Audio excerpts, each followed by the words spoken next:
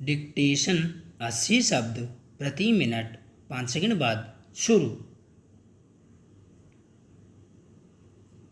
शुरू। हमारे समाज में पुरुष सत्ता के मूल्यों के आधार पर महिलाओं का समाजीकरण कुछ इस तरह से किया जाता रहा है कि महिला के अस्तित्व को पुरुष से अलग करके देखा ही नहीं जाता। महिलाओं के जीवन से जुड़ा हर निर्णय पुरुष सत्ता ही तय करती आई है। यह भी एक तथ्य है कि लिंग के आधार पर श्रम का विभाजन लैंगिक भेदभाव का ही एक उदाहरण है। इसी प्रकार पितृसत्तात्मक समाज में स्त्री के यौन संबंधी कार्य भी पुरुषों की मर्जी से निर्धारित होते रहे हैं।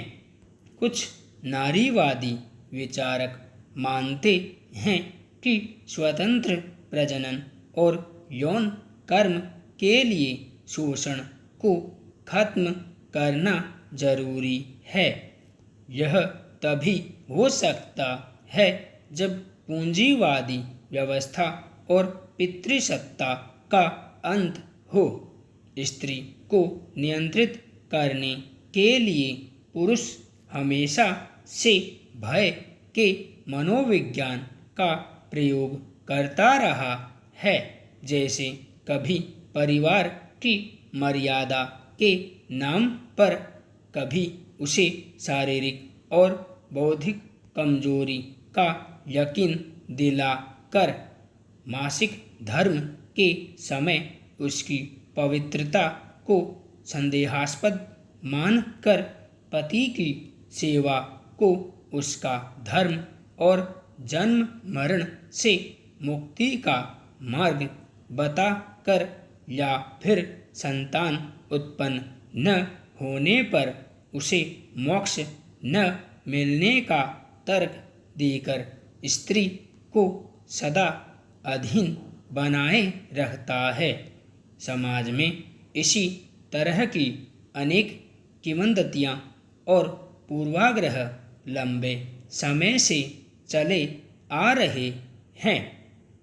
विडंबना है कि शिक्षित और आधुनिक समाज भी आज तक इन रूढ़ियों पर अंकुश नहीं लगा पाया, या कहें कि लगाना ही नहीं चाहता। ऐसा देखते आए हैं कि विवाह के समय लड़की की उम्र लड़के से कम होनी चाहिए। क्यों? शायद कम उम्र की लड़की में परिपक्वता कम होने के कारण उसको नियंत्रित निर्देशित करना तुलनात्मक रूप से सरल होता है और उसका समाजीकरण मनमाने तरीके से किया जा सकता है। ऐसे में महिला समाजीकरण और उसका सबलीकरण विरोधाभासी नजर आते हैं। अगर महिलाओं का समाजीकरण पुरुष सत्ता के अंतर्गत हुआ है तो उसके सबलीकरण की बात ही बेमानी हो जाती है। अन्यथा महिला आरक्षण को अब तक लोकसभा में स्वीकृति मिल गई होती। क्या महिलाओं का सबलीकरण पुरुष समाज के समक्ष अनेक चुनौतियों को उत्पन्न करता है, जिसके भय से महिलाओं के आरक्षण विधेयक को पास नहीं होने दिया गया? यह एक ऐसा अनुत्तरित प्रश्न है जिस पर विमर्श करने से भी शायद लोग कतराते हैं। महिलाओं के संदर्भ में ऐसे अनेक प्रश्न हैं जिन पर विमर्श या सार्वजनिक चर्चा करने की जरूर सदियों से अनुभव की जाती रही है, पर समाज, राज्य, अकादमिक जगत और बुद्धिजीवी सभी खामोश हैं। कुछ समय पहले महिला सुरक्षा को लेकर सत्ता के गलियारों में कुछ चर्चा सुनाई दी, पर परिणाम हम सबके सामने है।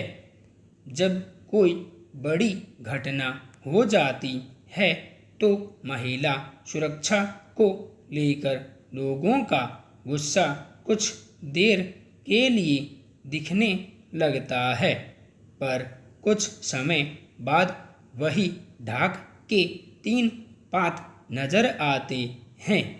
लड़कियों को देर रात या सांझ के बाद घर से बाहर अकेले नहीं निकलना चाहिए।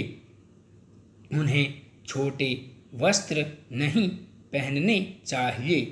उन्हें लड़कों की बराबरी नहीं करनी चाहिए। उन्हें ऊंची आवाज़ में बात नहीं करनी चाहिए। जोर जोर से नहीं हंसना चाहिए। सड़क चलते लड़कों की फब्ती पर कोई प्रतिक्रिया नहीं देनी चाहिए, आदि। आखिर ऐसा क्यों किया जाता है? महिलाओं का ऐसा समाजीकरण पशु और स्त्री में क्या कोई फर्क नहीं है, या यह मान लिया गया है कि स्त्री के पास केवल शरीर होता है, मस्तिष्क नहीं?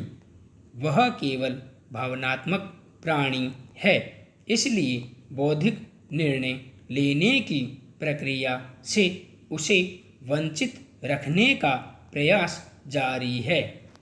क्या महिला आरक्षण विधेयक का पास न हो पाना वास्तव में महिलाओं के विशिष्ट समाजीकरण और उसकी पुरुष द्वारा की गई व्याख्या में निहित है? देखा जाए तो महिलाओं के सबलीकरण के यथार्थ को उनके समाजीकरण की विसंगतियों के आधार पर ही समझा जा सकता है। इस समाजीकरण में महिलाओं के शरीर पवित्रता अपवित्रता के संदर्भ, महिलाओं द्वारा प्रयुक्त किए जा रहे प्रतीक, बच्चों के जन्म तथा पालन पोषण, रसोई में उनकी भूमिका, ससुराल और पति के बारे में दृष्टिकोण, भाषा के प्रयोग, विभिन्न व्यवसायों से जुड़ी महिलाओं, यौन संबंधों के सवाल, पोशाक, भोजन संबंधी आदतों आदि के बारे में बताते हैं, और साथ ही यह भी बताते हैं कि उन्हें क्या करना चाहिए और क्या नहीं। संपूर्ण विराम।